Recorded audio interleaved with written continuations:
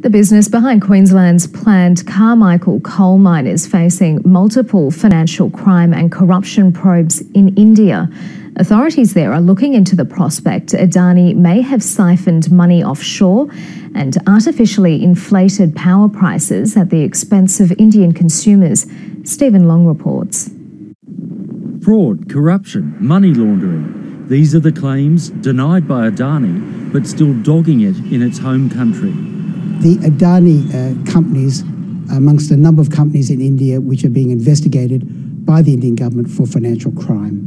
The Directorate of Revenue Intelligence in India is making allegations against different Adani companies of fraudulent invoicing for both coal imports and capital equipment imports. They're very serious allegations. It's typical of trade-based money laundering. A document obtained by the ABC from the investigating agency alleges that the modus operandi was to artificially inflate the price of Indonesian coal imports using fake invoices for the purpose of siphoning off money abroad to allegedly avoid tax and to fraudulently push up power prices for consumers. There is an irony. Our government's saying that we need to export coal in order to alleviate Indian energy poverty, and yet at the same time the Indian government is charging that Adani has been inflating the price of coal imports at the expense of the Indian people through higher electricity prices. None of this worries the responsible minister.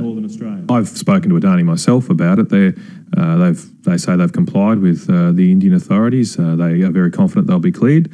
Adani says the allegations are baseless and far-fetched from the laws of the land. I'll certainly be very keen to see if there is any evidence that needs to be looked at further.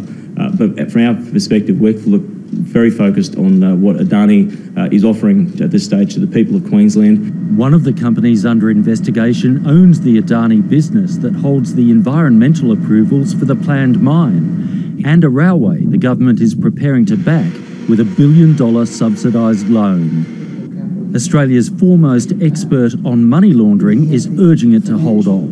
No Australian bank or financial institution or government should finance any transaction where there are allegations of financial impropriety or crime on foot. Nothing at this stage concerns me about this project, but I will stress that the federal government's made no decision on funding of the rail line for Adani. Is a matter for the independent expert board. We've asked that expert board at the Northern Australia Infrastructure Facility just which Adani company has applied for the loan. Is it owned in a tax haven? Is it linked to companies facing fraud allegations?